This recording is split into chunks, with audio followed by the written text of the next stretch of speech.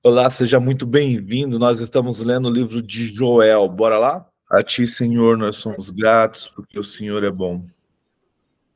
Louvado, exaltado, engrandecido seja teu nome, Pai, por tua fidelidade, graça e pelo seu amor.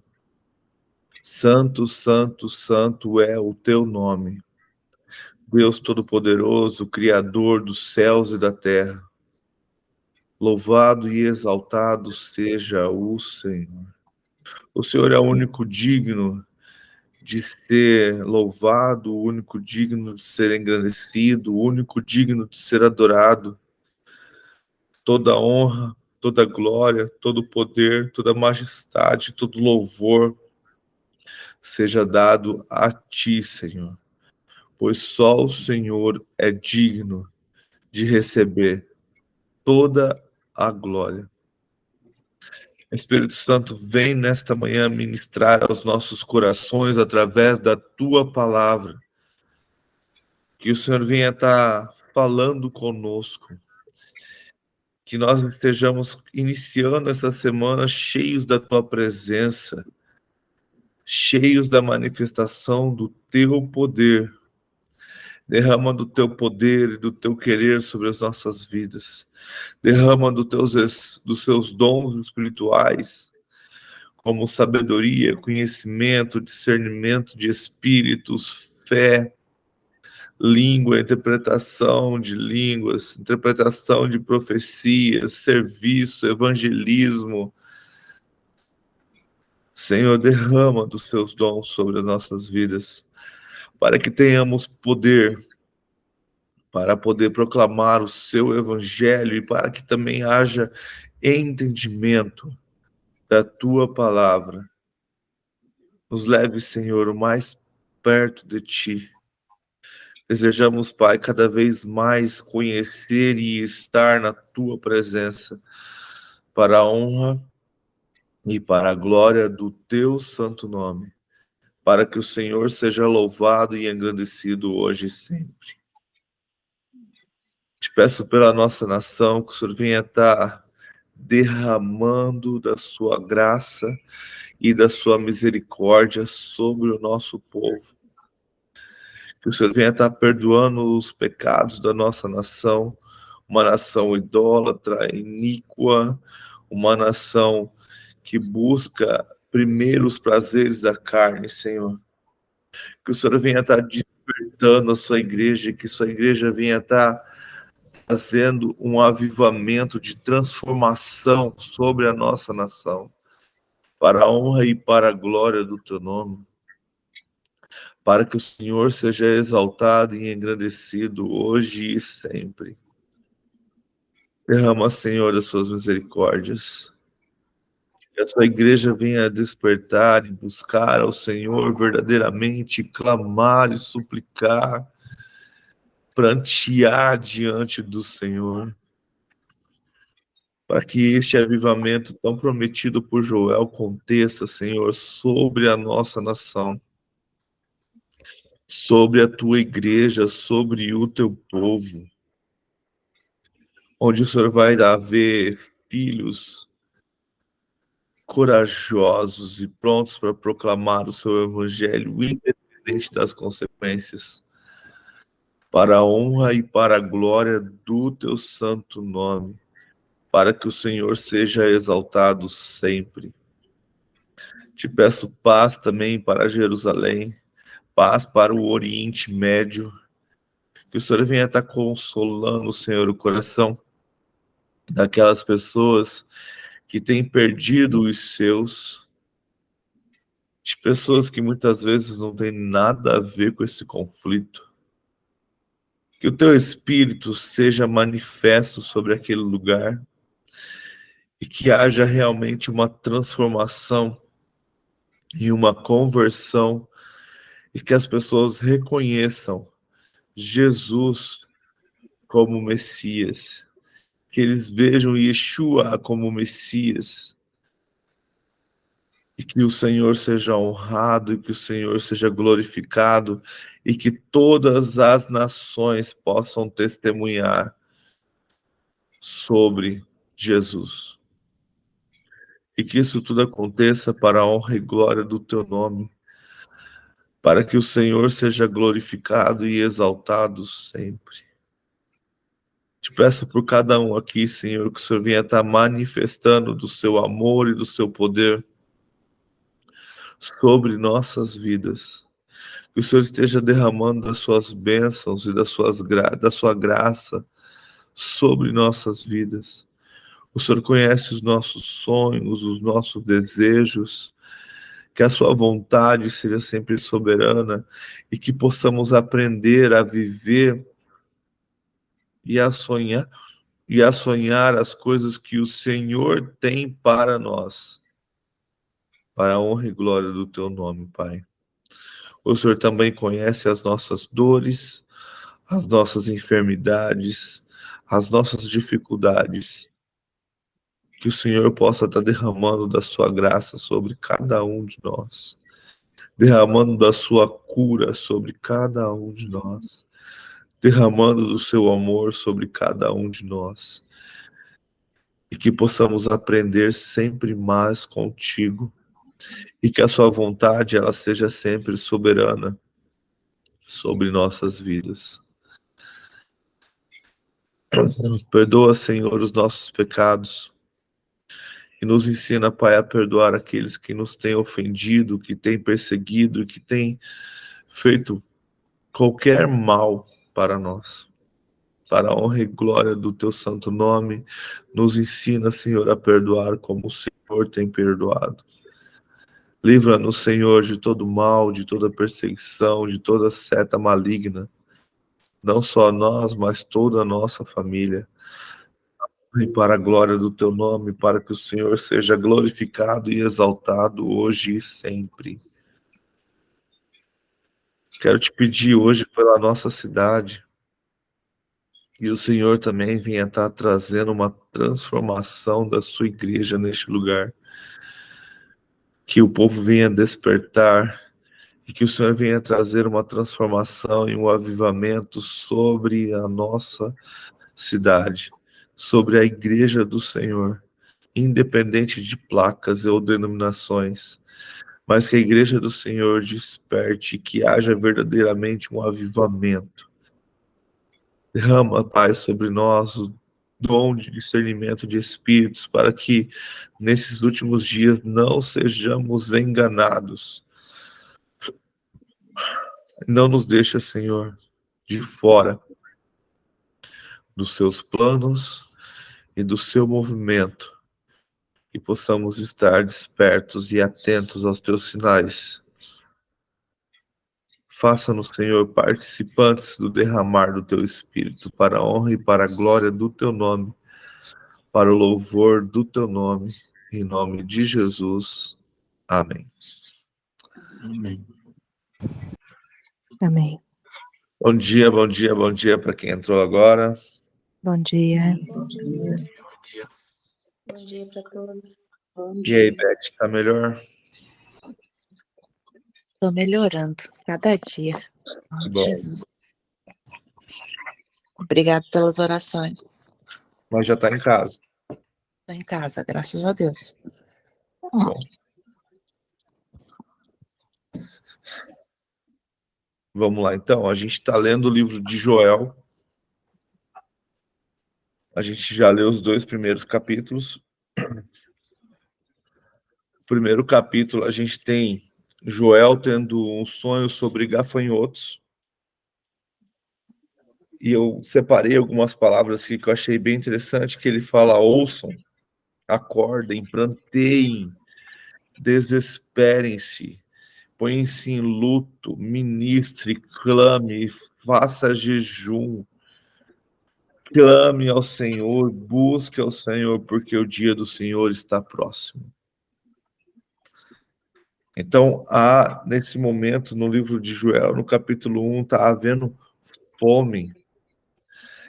Ele conta sobre gafanhotos que vêm e devora tudo. E aí, então, já não tem nem cereais para fazer ofertas no templo.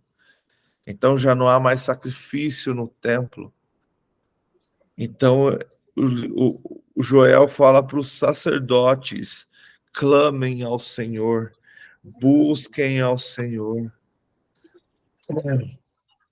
com súplicas, gritem, busquem, se entreguem. E Joel também ele fala que não adianta nada rasgar as vestes ou jogar cinzas na cabeça se o coração não estiver entregue ao Senhor. E ele continua o capítulo 2 fazendo a mesma coisa. Toquem trombeta, pois o dia do Senhor está chegando. E o dia do Senhor chegará devorando tudo, chegará destruindo tudo.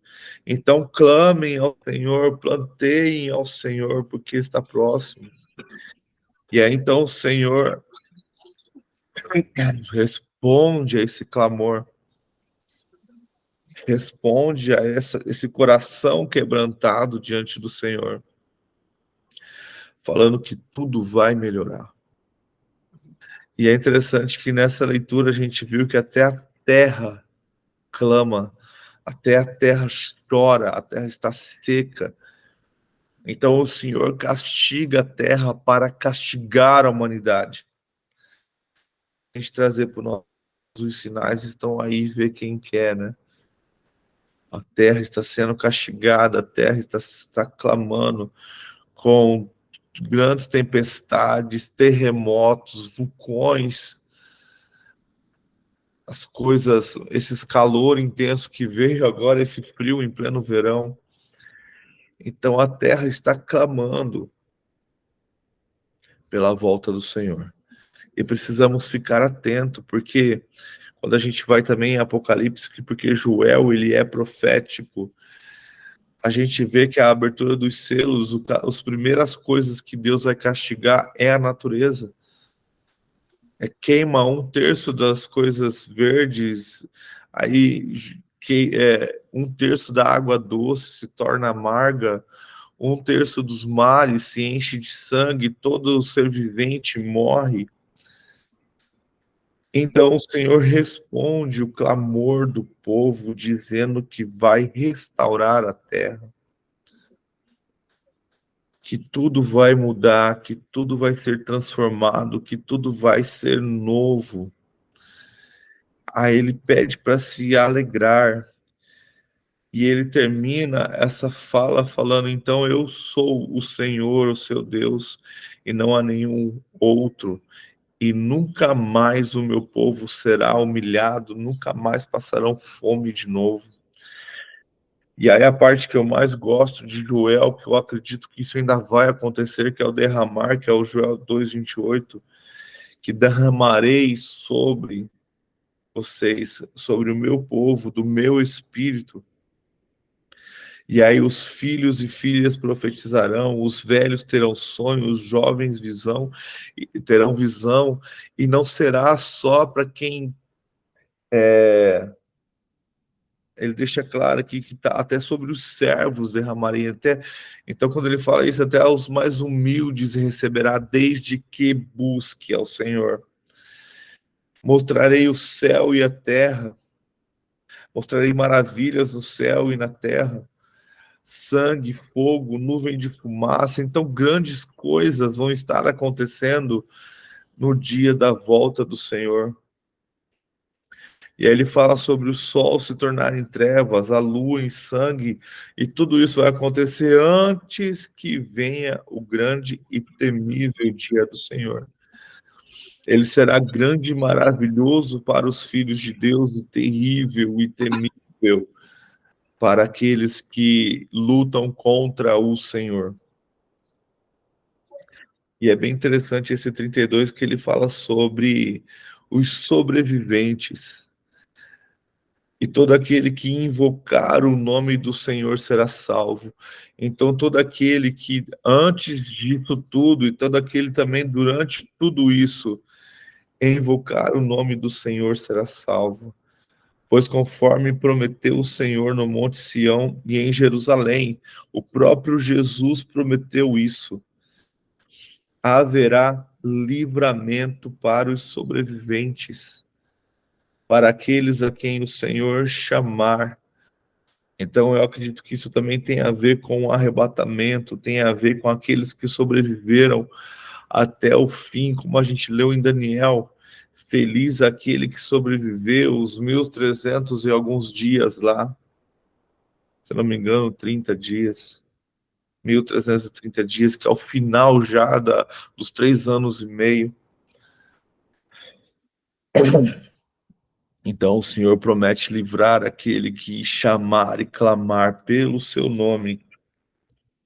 Aquele que aceitar ao Senhor, esse será salvo desse julgamento final.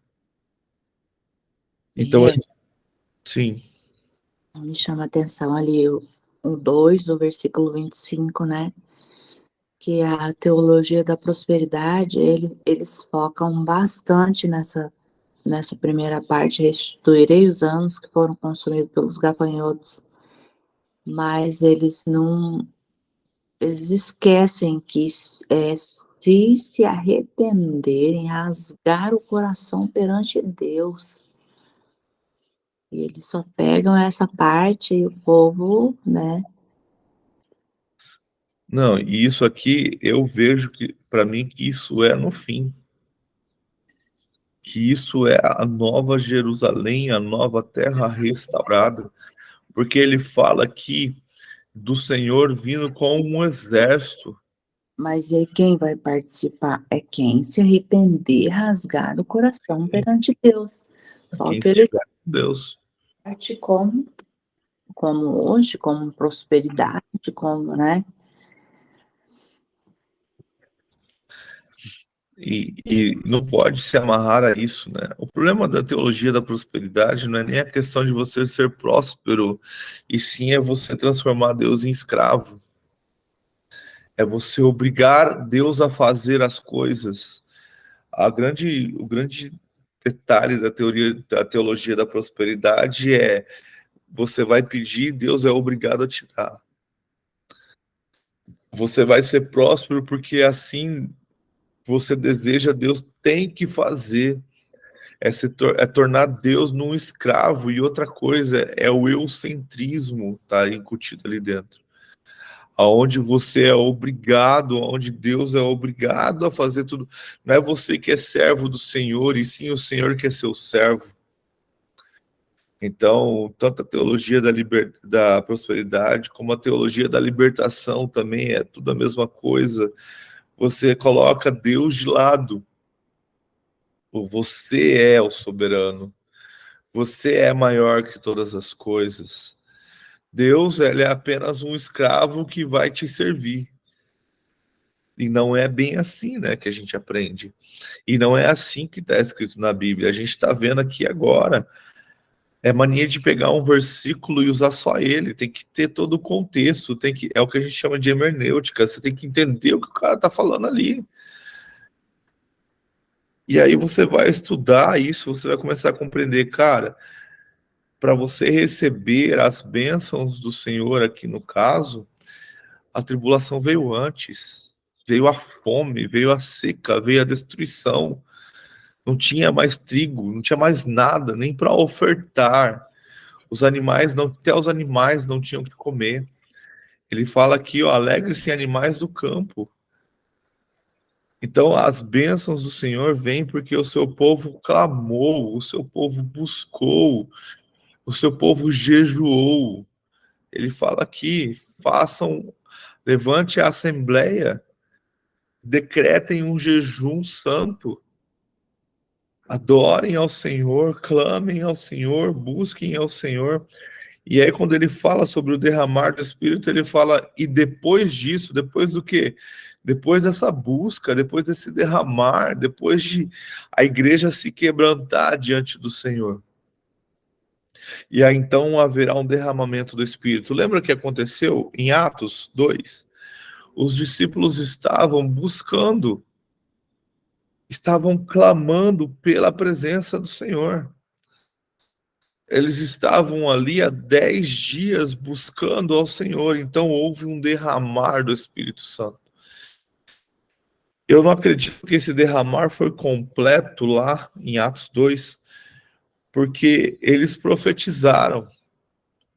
Houve esse derramar do Espírito Santo, onde cada um falou no idioma de quem estava ali perto. Mas você não vê de crianças profetizando, nem de velhos tendo sonhos e visões. Você não vê lá também o céu se abrindo e maravilhas no céu e na terra, nem sangue, nem fogo, nem fumaça. Então essas coisas ainda vão acontecer. Em Atos 2 foi o início desse derramar do Espírito Santo sobre as nossas vidas. Mas Jesus fala que se crermos nele, faremos coisas maiores do que ele fez. Também não aconteceu. Então eu acredito que esse derramar do Espírito Santo para os últimos dias, para a igreja madura, vai ser para esse encorajamento, sabe? Igual os discípulos tiveram em Atos. Esse desejo de levar o evangelho do reino para as pessoas, sem se preocupar com o seu próprio eu, sem se preocupar com a sua própria pessoa, preocupando-se apenas em proclamar o evangelho do reino, sem se importar se você vai ser preso, açoitado ou até mesmo morto. O derramar do Espírito vai ser tão forte que você não vai querer nem saber, você vai proclamar o evangelho, sem se preocupar. E é nesses momentos que as igrejas vão fechar as portas. E aí o Espírito Santo vai ter que nos dar estratégia para que isso aconteça. Então vamos lá, Joel capítulo 3, versículo 1. O julgamento das nações. Sim, naqueles dias e naquele tempo, quando eu restaurar a sorte de Judá e de Jerusalém, reunirei todos os povos e os farei descer ao vale de Josafá. Ali os julgarei por causa da minha herança. Israel, o meu povo, pois o espalharam entre as nações, e repartirei entre si a minha terra. Lançaram sorte sobre o meu povo e deram meninos em troca de prostitutas. Venderam meninas por vinho para se embriagarem. O que vocês têm contra mim, Tiro e Sidom, e toda a região da Filístia, vocês estão me retribuindo algo que eu lhe fiz? Se estão querendo vingar-se de mim, ágil e veloz me vingarei do que vocês têm feito. Pois roubaram a minha prata e o meu ouro, e levaram para os seus templos os meus tesouros mais valiosos. Vocês venderam o povo de Judá e o de Jerusalém aos gregos, mandando-os para longe da sua terra natal. Vou dar uma parada, olha que interessante. Então o Senhor vai julgar as nações naquele dia. Quando a gente lê lá em Mateus 25, quando Jesus termina seu sermão escatológico, ele traz várias parábolas, né? E quando ele finaliza as parábolas, então ele fala sobre algo futuro, depois de toda a tribulação, que é quando ele vai sentar no seu trono em Jerusalém e julga as nações. Lembra que ele fala sobre separar bodes de ovelhas?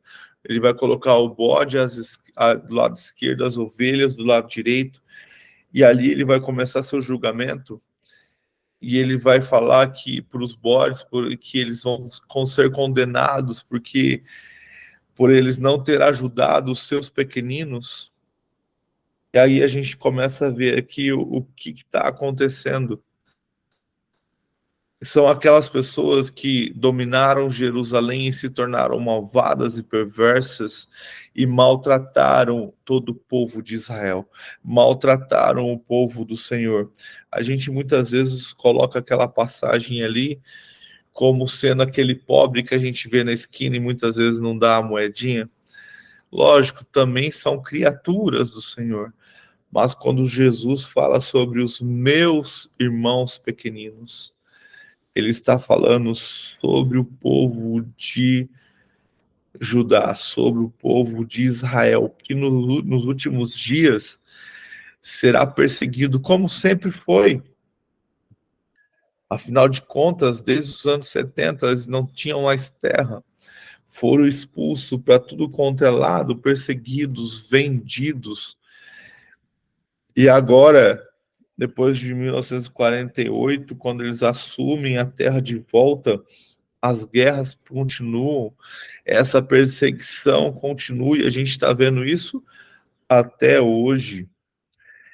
E a gente vê o que aconteceu há alguns meses atrás, esse sequestro dessas pessoas, e não só o sequestro, mas o assassinato de tanta gente de modo cruel. É essa perseguição. É esse tipo de pessoa que não teme ao Senhor e que abandonou e que persegue esse povo, são um dos que estarão ali, serão julgados e jogados no fogo no lago de fogo e enxofre. Versículo 7. Você viu que é interessante, e a Bíblia toda, ela é progressiva. E quando vai falando sobre a volta de Cristo, sobre o grande dia, e quando chega em Apocalipse, ele só fala os detalhes, só abre nos detalhes. E ainda tem gente que é capaz de dizer que o Antigo Testamento não tem nada a ver. É incrível. Eu costumo dizer que Apocalipse ele está revelando quem é Jesus. É que essa palavra Apocalipse trouxe esse sentido de algo ruim que vai acontecer. E na verdade é uma palavra grega que significa revelação. Não tem a ver com zumbis, com esse tipo de coisas. Tem a ver com revelar quem é Cristo. É sua soberania. Tem uma Mas parte. percebe que isso já vem falando, desde Gênesis, já vem vindo, vai falando, vai se ampliando. Chega em Apocalipse, ele só dá mais detalhes. Sim. É que a Bíblia toda se direciona para o final. Desde Gênesis.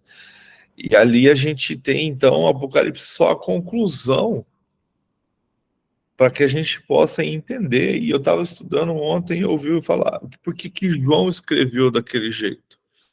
Tantos símbolos e analogias. Porque se ele escrevesse do jeito que tinha que ser, Roma ia tomar esse livro dele e não ia ser permitido que ele escrevesse nem falasse nada. Então, mas a Bíblia toda se direciona para o dia do Senhor. Versículo 7. Vou tirá-los dos lugares para onde os venderam, e sobre vocês farei recair o que fizeram.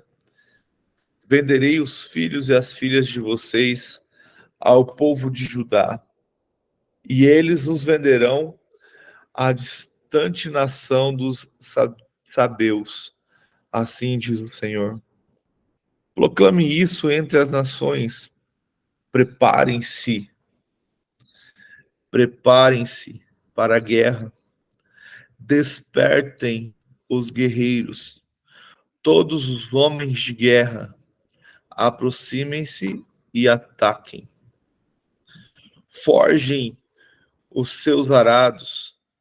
Fazem deles espadas.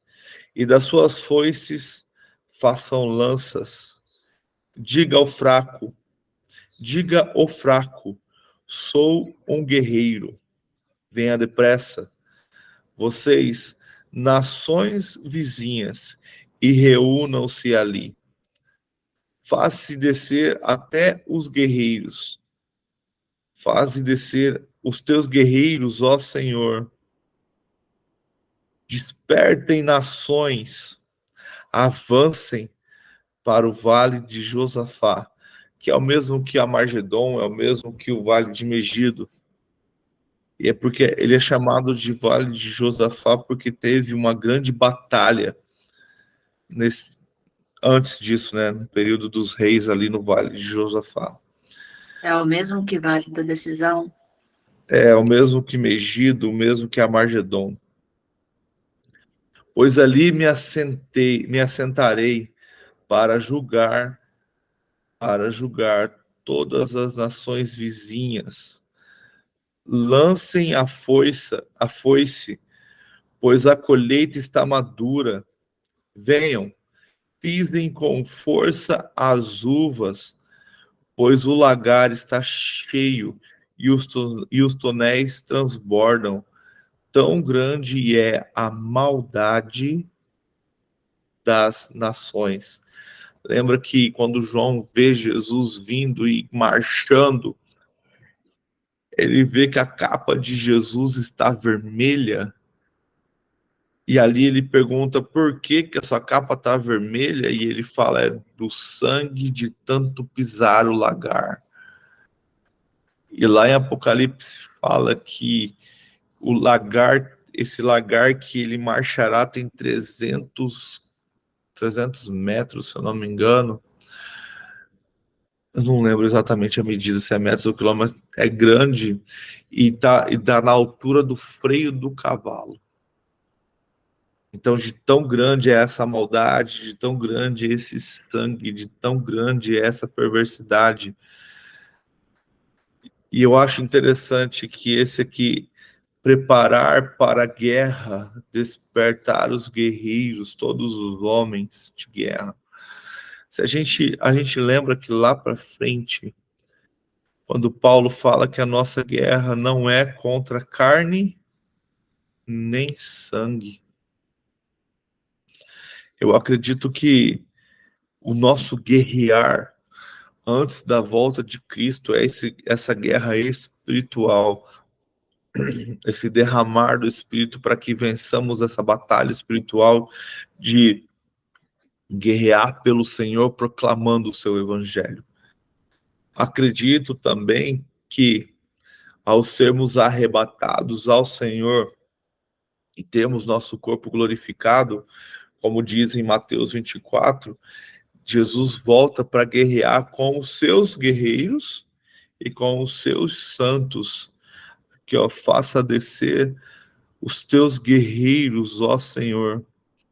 E lá na frente, atrás, na verdade, né, a gente viu falando também sobre o exército do Senhor que vem para a batalha. A gente vê isso também em Apocalipse. A gente viu isso em Mateus, a gente vê em Lucas, a gente vê em Marcos, que o Senhor desce com o seu exército.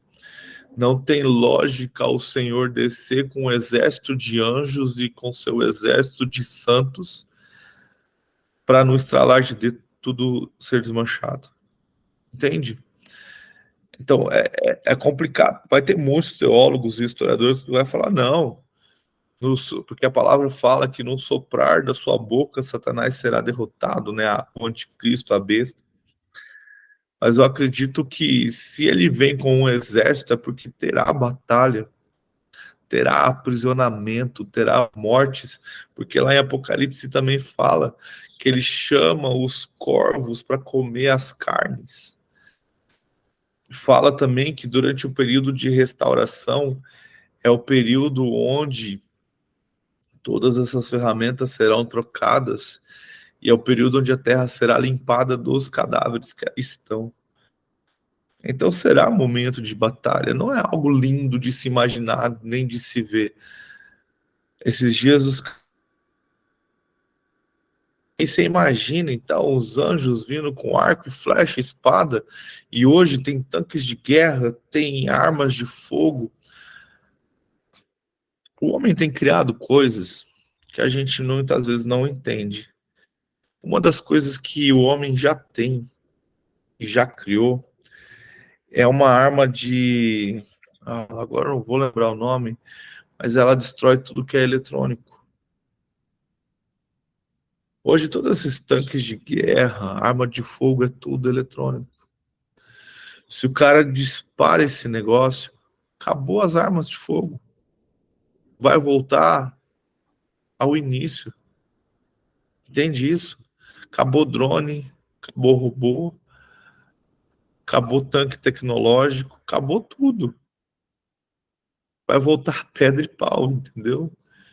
Vai voltar as espadas, vai voltar a bater uma arma na cabeça do outro para poder matar. A gente fica pensando assim, cara, não vai ter tal, mas existem coisas que destroem tudo isso para que acaba sendo uma arma até de defesa. Então, precisamos estar atentos aos sinais e precisamos crer verdadeiramente na palavra do Senhor. Eu costumo, assim, tem várias maneiras de interpretar e ler o fim dos dias. E uma delas é de que, por exemplo, o próprio Apocalipse, a própria escatologia, é muito simbólica, que não é bem assim. Que João, quando ele vê dragão, quando ele vê o monstro, ele tá vendo helicóptero, ele tá vendo tanque de guerra, não sei o que e tal. Cara, eu prefiro ler Apocalipse literalmente. Lógico, não tô falando das bestas, né, que vai sair do mar com 7 cabeças. Mas eu prefiro ser literal, sabe? De que essas coisas vão acontecer. E de que coisas que a gente não imagina e não sonha, que pra gente parece ser algo assim muito estranho, vai acontecer. Você imaginar o próprio anticristo criar uma imagem gigante dele, uma estátua que fala? Ou então que o falso profeta vai mandar descer fogo do céu? Nada impede disso ser milagroso ou de ter um satélite lá que vai mandar fogo para ele, aonde ele quiser. A gente não viu, para quem gosta de filme, acho que, deixa eu ver se eu lembro, acho que é um filme da Marvel chamado Capitão América e o Soldado Invernal, se eu não me engano, que eles criam uma nave gigante que fica invisível, que ela vai mirar em todo mundo e vai do céu vai atirar e matar quem eles quiserem. E a pessoa vai morrer e não sabe nem por quê, nem da onde veio aquilo. Então, os últimos dias serão dias de revelação de coisas muito estranhas. Então, precisamos estar firmados no Senhor e prontos. Versículo 14. Multidões no vale da decisão, pois o dia do Senhor está próximo, no vale da decisão. O sol e a lua escurecerão, e as estrelas já não brilharão. Lembra que com a volta de Cristo, sol, lua e estrela sumirá?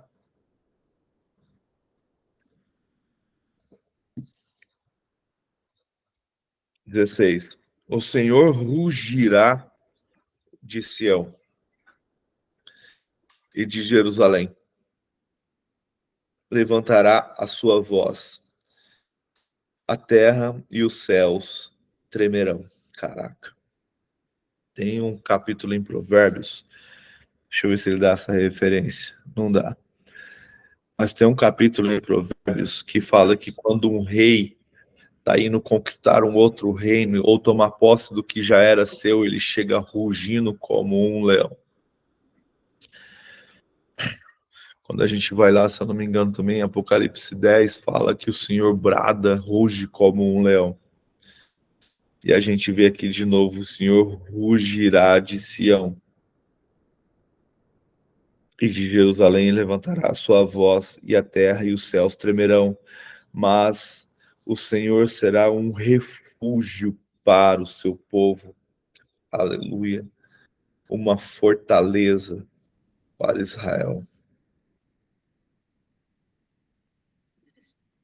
Bênção para o seu povo. Versículo 17. Então, vocês saberão que Eu sou o Senhor, o seu Deus, que habito em Sião, o meu santo monte. Jerusalém será santa, os estrangeiros jamais a conquistarão. Aquele dia, os montes gotejarão vinho novo, das colinas manará leite, todos os ribeiros de Judá terão água corrente. Uma fonte fluirá do templo do Senhor e regará o vale das acácias. Vocês lembram que em Ezequiel, quando está construindo o templo, fala que do trono do... Na minha versão fala Vale de Sitim. É o mesmo? Deve ser. Cadê o Diego? Eu falo Cássia. Nem todos os comentários têm tudo, né? Eu falo Vale Cássia. das Acácias, um vale agradável em contraste com os vales de juízo. Se beneficiará da provisão do Senhor. Não fala outro nome. Mas então, lembra que a gente vê em Ezequiel que fala que sobre o templo sairá rios de águas vivas, que do trono do Senhor, da Nova Jerusalém, já fluirá águas vivas, e é esta água que corre no meio da cidade, que passa pela praça onde estará a árvore da vida. Então ele está falando aqui uma fonte que fluirá do templo do Senhor. Cara, a Bíblia é maravilhosa. Estava vendo um pedaço, um podcast ontem, o cara falando, se a Bíblia toda fosse escrita por uma pessoa, esse cara tinha que ser muito bom em narrativa, em maneira de se escrever, por causa da maneira como as coisas se ligam uma na outra. Agora você imagina 40 autores diferentes escrevendo. E mesmo assim, uma coisa liga na outra e vai te jogando para lá e para cá. Você fala, cara, parece que eles combinaram, mas são 40 pessoas escrevendo coisas em tempos diferentes. Então não tem como não ver a mão de Deus sobre tudo isso, e inspirando essas pessoas sobre tudo isso. Versículo 19. Mas o Egito ficará desolado, Edom será um deserto arrasado, por causa da violência feita ao povo de Judá, e cuja terra derramaram sangue inocente. Judá será habitada para sempre, e Jerusalém por todas as gerações. Sua culpa de sangue ainda não perdoa, sua culpa de sangue ainda não perdoada, eu a perdoarei. O Senhor habita em Sião. A minha fala, eu vingarei o sangue deles que ainda não foi vingado. Legal.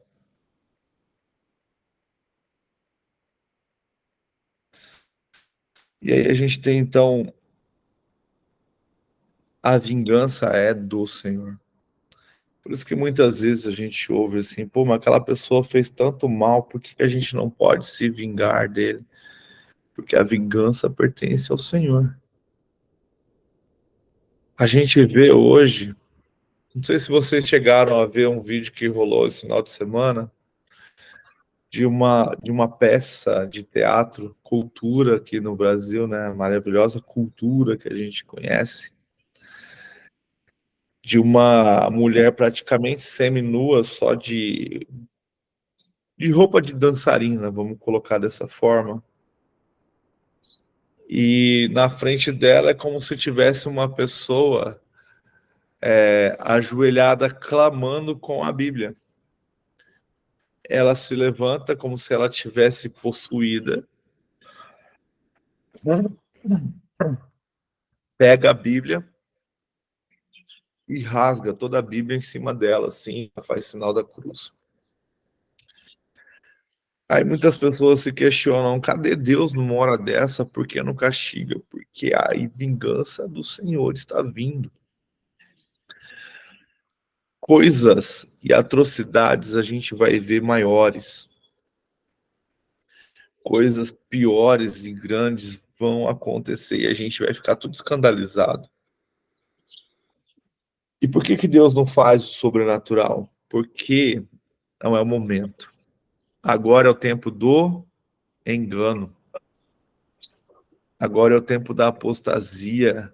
Agora é o tempo desse poder maligno tomar poder,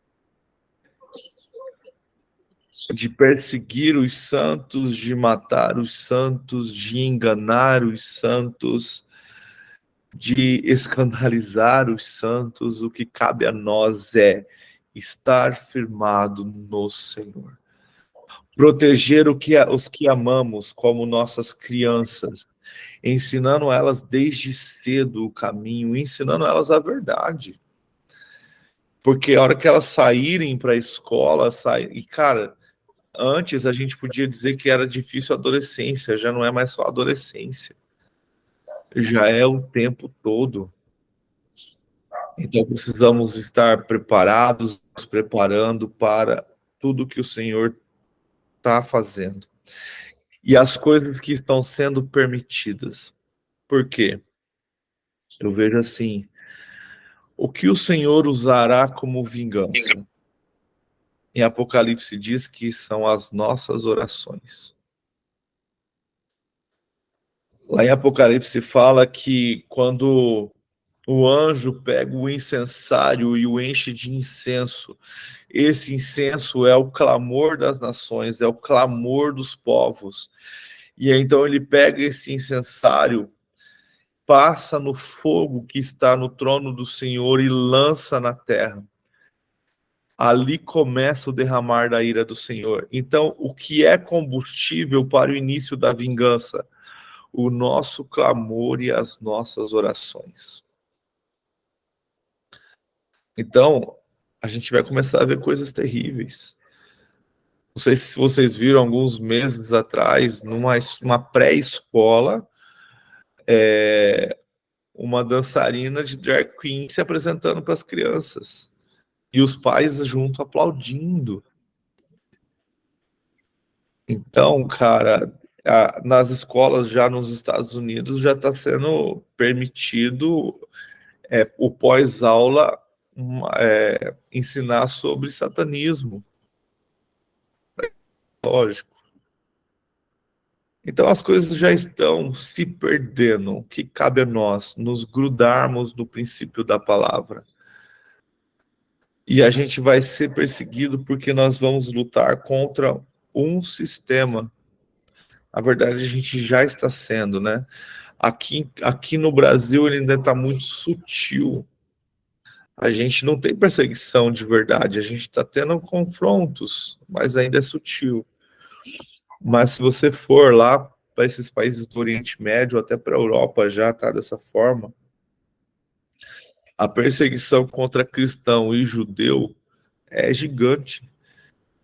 É porque judeu inclui junto com o cristão? Porque a nossa fé é judaica cristã. O princípio da nossa fé tem a ver com o judaísmo. A gente é estranho falar isso, mas a gente é um pouquinho evoluído, porque a gente crê em Cristo, a gente crê na transformação. Eles ainda estão presos na Torá, nas leis. Mas o Deus que a gente crê é o mesmo que eles creem. Mas aí a gente entra na bendita da teologia da substituição. Não creia nisso, isso faz muito mal. A teologia da substituição é totalmente antissemita e ela foi criada quando Israel não existia. quando Jerusalém era totalmente dominada por árabes, por ingleses, por palestinos, por todos, menos pelo próprio povo judeu. Essa teologia da onde a igreja agora substituiu Israel, a igreja é o novo Israel, foi criada porque não existia mais Israel. Aí agora existe de novo Israel, existe Jerusalém, existe tudo de novo. Como que você vai fazer tudo isso? Isso te transforma num antissemita. E, cara, passaram-se décadas da Segunda Guerra Mundial, onde houve todo esse antissemitismo, toda essa perseguição. E o que está acontecendo hoje de novo? Está começando de novo. E sabe o que é pior? É ver pessoas que se dizem cristãs com esse coração antissemita. Por que eu vou orar por um povo que todo cristão que vai lá, eles batem, eles cospem, eles xingam, faz um monte de coisa? Por que eu vou fazer isso? Por que eu vou fazer aquilo? Porque se você é cristão de verdade, lê a Bíblia, está escrito na Bíblia que você tem que orar pela paz em Jerusalém. Eles gostando de você ou não. Afinal de contas, o título de cristão simplesmente fez com que nas cruzadas todos os cristãos perseguissem e matassem todos os judeus que não aceitam a Cristo. E o cristão, ele tem uma coisa também, que a gente tem que tomar muito cuidado sobre isso, principalmente o protestante, de ficar condenando todo mundo que não aceita Cristo. Você não leva o evangelho do reino, o evangelho do amor, o evangelho da transformação. Você leva a teologia do medo. Ou você aceita Jesus ou você vai para o inferno. Que tipo de transformação você quer na vida de uma pessoa dessa forma? Aonde você bate nele com a vara do medo? Ou é desse jeito, ou você vai queimar no fogo do inferno. E começa a chamar o cara de filho de Satanás. Precisamos tomar cuidado. O que Deus realmente quer de nós? Como a gente quer? Como que Deus quer que a gente se posicione? A gente vai se posicionar como Deus quer? Ou como o nosso coração ou a nossa religiosidade nos ensinou? Quantas vezes você já se colocou prostrado, orando ao Senhor, perguntando o que ele pensa sobre Jerusalém? O que ele pensa sobre o povo judeu? O que ele pensa sobre o povo de Israel? Então precisamos meditar sobre isso. Pode falar, Fabiana. Só uma curiosidade, a Bíblia do judeu é a Torá, né? O Pentateuco, mais o Talmud, né? As leis do Talmud. A Bíblia do judeu, ela, na verdade, é assim, ó. As leis, a Torá, que é o Pentateuco. Peraí, deixa eu pensar aqui. O Pentateuco é a Torá mesmo. É, a Torá que é o Pentateuco. Eu tô lembrando. Qual que é o outro? É o Alcorão que é o outro. É, para eu não confundir. Então, a Torá, que é o Pentateuco, é os 5 primeiros livros da Bíblia. Na Torá está a lei. Então, toda criança que é judia, lembra-se que o judeu hoje não é um povo, e sim uma religião. O povo são israelenses, né? O povo de Deus são os israelitas, são coisas diferentes. Israelense é nação. Israelense tem a ver com nação. Israelita tem a ver com o ser, que é o povo que vem desde os hebreus. Então, hoje eu acredito que há bem menos israelitas do que israelenses. Porque israelense, até um árabe da Jordânia, se ele for para Israel e tiver filhos lá, os filhos serão israelenses. Mas já não tem mais nada a ver. Né? Entendeu? Vai estar no país lá, né? É, porque tem a ver com Israel, com o país de Israel. Naquela área. Nasceu naquela área. É. O povo judeu já tem a ver com religião. Já é o povo que segue a religião judaica, que aí sim se baseiam na Torá. Então, o povo judeu, eles têm por costume de fazer todas as crianças estudarem a Torá e decorarem a Torá até os 10 anos. A maioria das crianças religiosas, aos 10 anos, já conhece toda a Torá. E já conhece também toda a história. Lembra por que eles não gostam de cristão? E tem o Talmud também, né? Que são aquelas leis civis. Aí tem o Talmud, tem a Mishnah, tem vários outros livros. Mas o que acontece? A Bíblia mesmo dos judeus, se você pegar uma Bíblia judaica, ela é a mesma que a nossa sem o Novo Testamento. Então a Bíblia judaica, ela é todo o Antigo Testamento que a gente tem. Na Bíblia judaica também não tem os 7 livros que tem na Bíblia católica. A nossa Bíblia, ela é baseada na Bíblia judaica. A Bíblia protestante é baseada na Bíblia judaica, fora o Novo Testamento. Entendeu, né? Mas então não tem, por exemplo, os livros históricos.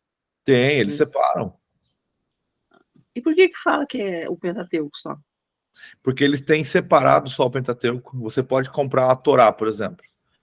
Você pode comprar a Torá, que é só o Pentateuco. Você pode comprar a Mishnah, que é só a parte histórica. Você pode comprar, tem um outro lá, tem vários livros assim, que cada um conta. Um que é o que eu quero, mas é muito difícil porque só tem em hebraico. Que, ai, cara, acho que é o Talmud, que é o livro do é a parte narrada, sabe, a história contada deles, mas só tem em hebraico. E é bem interessante porque ele é a história no meio assim, e em volta vários ditos de vários rabinos interpretando aquele texto. Então nem eles mesmos concordam com o que está escrito ali, entendeu? Eles debatem aquilo ali, igual tem vários comentários sobre o mesmo texto. Que é a história... Ai, que é a parte da Bíblia narrada. Tem um outro nome para isso, mas agora não lembro. Então existe a Torá, se você quiser pegar só o Pentateuco para estudar, e existe a Bíblia judaica, que é a Bíblia toda. Aí você vai ter ali todos os livros do Antigo Testamento. Ah, se você quiser também, você vai achar só o livro de Salmos. Se você quiser, você vai achar só a parte histórica. E a parte histórica, ela é muito maior, se você for buscar. Então, lembra que quando a gente lê o livro de Reis ou de Crônicas, quando fala dos reis, a maioria quando termina a história daquele rei, fala assim, se você quer saber mais sobre esse rei, vai buscar o livro da história desse rei. Então, existem muito mais coisas, mas a Bíblia mesmo que eles se baseiam é a mesma que a nossa. Só que eles não ficam presos nisso. Eles têm esses outros conteúdos e vão se aprofundar isso. Qual que é o problema do cristão? É que ele pega só a Bíblia e fica só com a Bíblia. Ele não vai buscar o contexto histórico. Ele não vai entender por que por exemplo, a gente está lendo aqui Joel, por que ele está dando essa referência desses nomes, Josafá, aí ele fala de Tiro, é porque houve batalhas com essas pessoas. E Josué e Joel, Deus está usando essa referência para mostrar o que vai acontecer. Mas se você não for buscar na palavra, no contexto histórico de tudo, você não vai entender as referências. E o Alcorão? E o Alcorão é outra coisa. Aí o Alcorão já não tem mais nada a ver com a nossa Bíblia. Porque o Alcorão, ele já tem... É como se... Eles acreditam em Moisés, porque lembra que Moisés escreveu o Gênesis, então eles acreditam em parte do que Moisés escreveu ali, porque eles acreditam que... Só que aí as coisas começam a se distorcer por causa de Isaac e Ismael. Ali as coisas começam a se distorcer, porque aí eles vão para o outro lado, né? É porque Ismael é o primeiro filho de Abraão. Ismael é o filho da promessa. É Ismael que foi levado ao Monte Sião para ser sacrificado, e Deus não permitiu. Então a descendência tem a ver com Ismael. E dentro do Alcorão, cara, tem várias coisas assim que é bem complicada. E sabe o que é interessante? O Islã acredita em Jesus. Eles acreditam que Jesus foi o profeta. Um grande profeta. Só que eles odeiam o cristão porque o cristão não gosta deles. Porque o cristão não concorda com o que eles pensam, então por isso eles não gostam do cristão. Mas eles acreditam mais em Jesus do que o próprio povo judeu. Você vai ouvir, você já deve ter ouvido, até o bendito abençoado daqui da Venezuela falou que Jesus é palestino. Porque ele nasceu em Belém, e Belém hoje faz parte da Palestina. Então eles falam que Jesus é palestino, mas se você for na história, naquela época não existia Palestina, né? Era tudo terra de Israel. Era tudo Judá. Então, e aí então entra tudo isso. Só que o Islã, eles acreditam que o Messias virá. Assim como os judeus também. Só que os judeus acreditam de uma forma e o Islã de outra. Então, quando a gente fala sobre o anticristo, eu não acredito que o anticristo é o Messias que vai enganar o judeu. O anticristo é o Messias que vai enganar o Islã, que vai enganar muita gente no Oriente Médio. Os judeus podem até acreditar nele como um outro profeta, alguém que vai trazer paz e tal.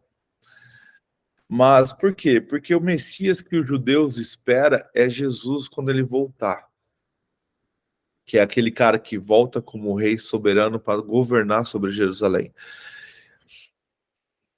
E aí, quando o anticristo, então, permitir que o templo seja construído, permitir todas essas coisas e profanar o templo, é onde os judeus vão ficar irados e ali vai haver muita perseguição e morte. Então, existem tudo isso. Então, é bem interessante. Sabe o que é interessante você pensar? A gente precisa muitas vezes pensar natural, na própria Bíblia judaica, para contexto de aprendizado e contexto histórico. Só que a gente não se... além de ser muito difícil, né? Você aprender o hebraico em si. Você aprender a ler aquelas palavras ali e vai te trazer uma outra interpretação, vai te trazer o que realmente quer dizer. E aí você vai ver que palavras em português, porque muitas vezes tem muita palavra em português que não existe em inglês. Assim como tem muita palavra no hebraico que não existe no português. Então eles vão trazer, a tradução vai trazer aquilo para o mais próximo possível para que haja o nosso entendimento. Então, é interessante quando eu ainda quero aprender, estou estudando aos poucos, aprender o hebraico, aprender a ler o hebraico e começar a comparar as coisas, para real te trazer um sentido. Por exemplo, eu gosto muito disso, Salmo 23. O Senhor é meu pastor e nada me faltará. É isso que a gente aprende, não é? O Senhor é meu pastor e nada me faltará. Ele me faz deitar, beleza, mas vamos só essa parte. O Senhor é meu pastor e nada me faltará. Para nossa linguagem, que sentido que dá? O Senhor é meu pastor, então nada me faltará. Não vai me faltar nada. Tudo que eu pedir para ele vai me dar. Olha a teologia da prosperidade aí. Tudo que eu preciso, ele vai me dar. Certo? Então, por quê? Porque o Senhor é meu pastor e nada me faltará. Não é assim que se faz dentro da igreja? Mas no hebraico, no hebraico não está escrito assim. No hebraico faz muito mais sentido a esta oração que Davi faz. A oração é: o Senhor é meu pastor e de nada sentirei falta. Olha, chega a arrepiar. Significa que, como Deus é meu pastor, tudo que eu tenho me é suficiente. Nada sentirei falta, porque Ele é soberano sobre mim. É outro sentido. Ele está no controle. Entende? Não é porque o Senhor é meu pastor e nada me faltará. Então, significa que eu terei tudo que eu pedi para Ele. Não. O Senhor é meu pastor e de nada sentirei falta. Ele me faz deitar em vales verdejantes. Então, o sentido da palavra muda. E isso é a diferença do hebraico para o português. Porque E também muda quando colocamos o E. Ele tem que ser lido assim: o Senhor é meu pastor, ponto e vírgula. O Senhor é meu pastor, nada me faltará. Então, é como se estivesse continuando, porque se eu colocar uma preposição aí, que é o e, o Senhor é meu pastor, e nada me faltará, eu termino a frase. Mas aqui ele não está terminando a frase. Ele está, o Senhor é meu pastor, ponto e vírgula, nada me faltará. Ele me faz repousar, ele vai explicando, né? É impressionante. Quando você vê detalhe, é o detalhezinho que torna tudo mais coeso, mais claro, né? O Mas você hebraico que faz isso. A palavra final vê que não que existe esse muda, né? detalhe. A palavra final é que muda, né? Igual a Elizabeth falou aí, o e é usado nas duas formas. E nada me faltará, mas e de nada sentirei falta. O e tá ali, tá bem no meio ali. É o jeito que interpreta de falar a palavra final. E de nada sentirei falta, porque o Senhor é dono de tudo, tá no controle. Então, é igual o Éder falou, chega a arrepia. Assim, parece que o e fala nada me faltará se torna raso, porque você não sente na obrigação de fazer algo pro teu dono, de quem é dono de tudo, entendeu? Nada me faltará, então você tá sentindo-se garantido que que não vai faltar nada para você, não é bem assim. E um detalhe fica mais pesado quando você lê e leva assim, ó, o Senhor é o meu pastor, nada me faltará. Esse nada, ele está falando, nada de alimentação, nada de correção. Por quê? Porque o pastor, ele tem um cajado. Como é o cajado? O cajado, ele tem uma curva. Aquela curva, o pastor, ele usava para enganchar a ovelha e puxar para si. Então, tanto ele puxava a ovelha para si, como ele chegou a quebrar a perninha da ovelha porque ela estava rebelde, fugindo. Então, esse nada é tanto no nada de falta de coisas materiais, como nada da correção também.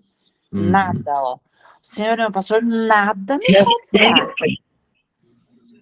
Nada. Então, assim, vem algo de ruim, você fala, o que está acontecendo comigo? Isso não é de Deus. Tudo faz parte. Alguma coisa está ali que Deus quer te corrigir, Deus quer te atrair, te chamar a atenção. Então, esse versículo, ele é amplo. O que é interessante. Estava olhando algumas versões aqui, né? A maioria é o Senhor é meu pastor, ponto e vírgula, de nada me faltará, não tem o e. Aí eu fui para NVI. Na NVI tá, o Senhor é meu pastor, de nada terei falta. Já tá mais perto do hebraico. Tem uma outra versão aqui que eu fui fuçando várias versões. Usam a Bíblia da YouVersion, ela é bem interessante porque você consegue colocar um do lado do outro. Mas tá assim, o Senhor é meu pastor, ponto. Ele me dá tudo o que preciso. Olha como mudou tudo. O Senhor é meu pastor. Ele me dá tudo o que eu preciso. Esse aí ficou mais próximo. Ele me dá tudo o que eu preciso. O que eu preciso? Eu preciso também de correção. Mas você entende que ele deixou também mais próximo da teologia da prosperidade? Mas quando esses teólogos, eles vão para esse lado, né? Porque se ele analisar bem, eles vão parar de chegar e falar, aquele ali tá doente porque tá pagando pecado, aquela história, sabe? Mas a ideia do hebraico é de que nada sentirei falta. É que o Senhor já me deu tudo, não preciso de mais nada. E quando você fala assim que nada, que Ele vai me dar ainda, ou que nada me faltará, dá a impressão de que ainda tem que dar alguma coisa. Vocês me ouviram? E dá para ver também que a pessoa tá meio que se garantindo, né? Tem que ver o que ele tá fazendo para esse nada me faltar lá. Às vezes o cara não está sendo obediente, não está sendo aquilo. Mas o capítulo ele já dá a resposta. Ele fala, ó, o Senhor é o meu pastor, nada me faltará. Ele me faz repousar em pastos verdejantes, quer dizer, me dá calma, né? Leva-me para junto das águas de descanso. Aí o 3, ó, refrigera-me a alma, porque a minha alma está angustiada, ele refrigera, guia-me pelas veredas da justiça, Mas, por Beth, amor do seu nome. Então, assim, ele guia só quer andar pelos campos verdejantes, mas não quer passar pelas veredas da justiça. Mas você está passando pela vereda da justiça por amor do nome de Jesus. mas, Beth, eu não discordo. Mas pensa comigo, quantas pessoas só ficam no Senhor, meu pastor, e nada me faltará? Ah, sim, claro. É As muito. pessoas É não o se jeitinho da aprofundam na igreja palavra. evangélica. As pessoas não se aprofundam na palavra. As pessoas não buscam contexto, as pessoas não buscam o restante. As pessoas não buscam, não entender o que está acontecendo com Davi quando ele escreveu isso aqui. Olha o 4, ainda que eu ande pelo vale da sombra da morte. Pensa numa pessoa num vale de morte. Não Tem que temerei mal pensar algum. que Davi está escrevendo isso angustiado. Olha lá, porque tu estás comigo, o teu bordão e o teu cajado me consola. Quanto que um cajado vai consolar alguém? Olha isso. Entende?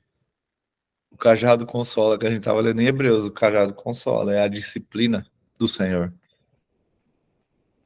A disciplina do Senhor nos traz crescimento. Mas, vamos voltar para Joel. Então, precisamos estar preparados para a volta do Senhor. E para isso precisamos clamar ao Senhor. Precisamos buscá-lo verdadeiramente, precisamos quebrantar os nossos corações para que ele nos ouça e responda aos nossos clamores.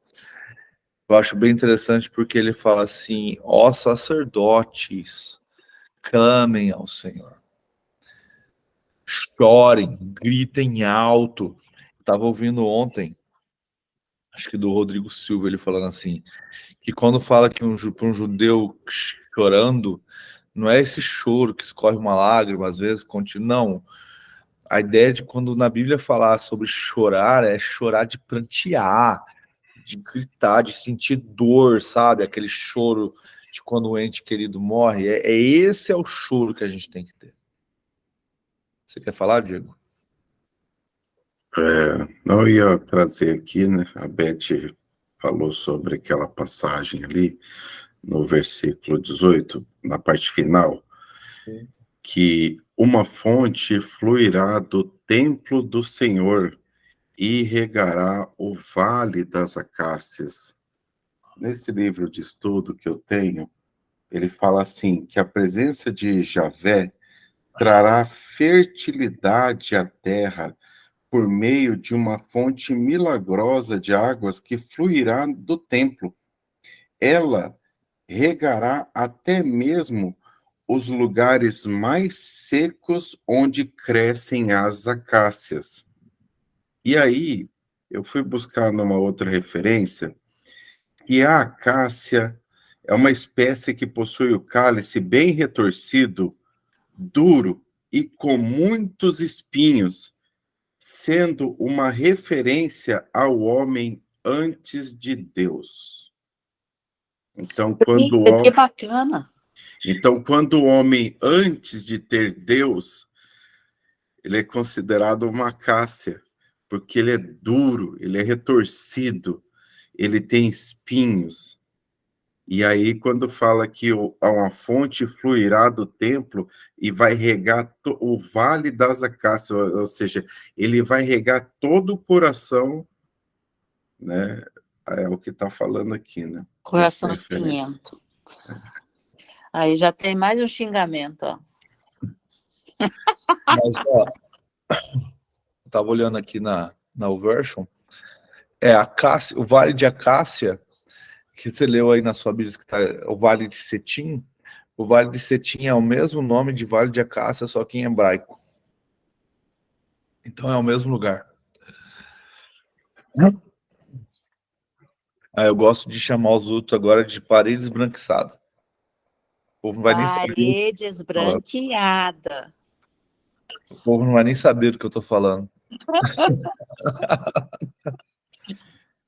Parede caiada também dá. Ai, mas aí você falar de ser pouco caiado, o cara já vai ficar mais assim, peraí, deve ter alguma coisa a ver com a Bíblia, uma parede esbranquiçada. Fechou, gente? Então a gente finaliza Joel. Aí amanhã eu vou colocar lá no grupo, a gente tentar decidir, a gente vai para o Novo Testamento. Eu queria ler ali, pelo menos, Pedro e João, antes da gente ir para Apocalipse, porque eles também têm a ver com isso. A gente já leu Tessalonicenses, se eu não me engano, tem marcado aqui o que a gente já leu. Apesar que eu acho que a gente não leu gravando, mas...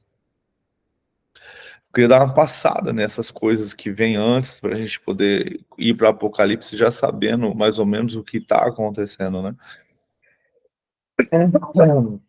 Apesar que Apocalipse tem a ver com revelação de Cristo, né? Mas fechou?